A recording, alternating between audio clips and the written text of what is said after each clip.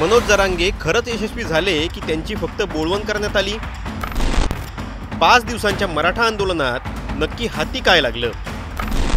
मराठा समाजाला खरंच न्याय मिळाला की फक्त आश्वासनं? मनोज जरांगे गेली 5 दिवस आझाद मैदानात आंदोलनाला बसले होते। राज्यभरातून आलेल्या मराठा समाजानं मुंबई जाम केली। CSTचा अख्खा परिसर फक्त भगव्याने रंगला। प्रकरण एवढं वाढलं की कोर्टाला हस्तक्षेप करावा लागला, पण शेवटी देवेंद्र फडणवीसांचं शिष्टमंडळ जरांगेंना भेटलं आणि त्यानंतर जे घडलं ते अख्ख्या महाराष्ट्रानं पाहिलं। राधाकृष्ण विखे पाटलांनी स्टेजवरच जरांगेंशी वाटाघाटी केल्या।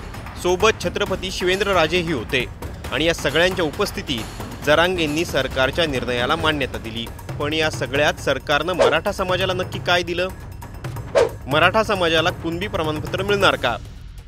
सगळ्या सोयऱ्यांनाही आरक्षण मिळेल का? मराठा आंदोलकांवरचे गुन्ह्यांचं काय? आणि या सगळ्याचं श्रेय जरांगेंना जातं की मुख्यमंत्री देवेंद्र फडणवीस यांना? या सगळ्या प्रश्नांची उत्तरं आपण या व्हिडिओत घेतोय। हैदराबाद गॅझेट तातडीने लागू होणार, मराठवाड्याचा प्रश्न सुटणार। मराठवाड्यात अनेक मराठा समाजाच्या नोंदी या कुणबी म्हणून होत्या। त्याचा आधार देणारं हैदराबाद गॅझेट जरांगेंनी सरकारला दिलं होतं। मराठवाडा हैदराबाद संस्थानात असताना मराठा समाजाची अर्धी लोकसंख्या ही कुणबी होती, मग आता ती का नाही, असा सवाल जरांगेंचा होता। ही मागणी सरकारनं पूर्ण केली आहे। मराठवाड्यात हैदराबाद गॅझेट लागू केलं जाणार आहे। त्याचा शासन निर्णय म्हणजेच GR तातडीने लागू होईल। म्हणजेच आता मराठा समाजाच्या आधीची कुळं तपासली जातील आणि ज्यांच्या नोंदी तिथं सापडतील त्यांना कुणबी प्रमाणपत्र दिलं जाईल, असं सरकारकडून सांगण्यात येतंय। सातारा गॅझेट लागू होणार, पश्चिम महाराष्ट्रातील मराठा समाजाला दिलासा। मराठवाडा ज्याप्रमाणे हैदराबाद संस्थानात होता त्याचप्रमाणे पश्चिम महाराष्ट्र हा सातारा संस्थानात होता। या सातारा संस्थानातही त्यावेळी अर्ध्याहून अधिक मराठा समाज हा कुणबी समाजात मोडत होता। त्याच्याही नोंदी सातारा गॅझेटमध्ये आहेत। या गॅझेटप्रमाणे पश्चिम महाराष्ट्रातील मराठा समाजाला कुणबी प्रमाणपत्र मिळावी अशी जरांगेंची मागणी होती, जी मागणी पुढच्या महिनाभरात पूर्ण केली जाईल असं सरकारकडून सांगण्यात आलंय। सातारा गॅझेटप्रमाणे नोंदी तपासल्या जातील आणि जे पात्र असतील त्यांना कुणबी प्रमाणपत्र दिली जातील असं आश्वासन देण्यात आलंय। शिंदे समितीला ऑफिसेस आणि वंशावळ समिती गठीत होणार। मराठा समाजापैकी कोण कुणबीत आहे हे तपासण्यासाठी शिंदे समितीला प्रत्येक तालुका स्तरावर कार्यालये दिली जातील, जेणेकरून शिंदे समितीला त्या तालुक्यातील मराठा आणि कुणबी समाजाचा अभ्यास करता येईल। ज्या नोंदी कुणबी मराठा व मराठा अशा सापडतील त्यांना ती प्रमाणपत्र दिली जातील। याशिवाय एक वंशावळ समितीही गठीत केली जाईल, जी समिती प्रत्येक कुटुंबाची वंशावळ तपासेल आणि या वंशावळीत कुणी कुणबी आहे का, त्यात काही बदल झाला आहे का हे तपासलं जाईल आणि याची माहिती शिंदे समितीला दिली जाईल, जेणेकरून कुणबी प्रमाणपत्र वाटप सोपं होईल। राज्यात विविध स्तरावर अधिकाऱ्यांची नेमणूक केली जाणार।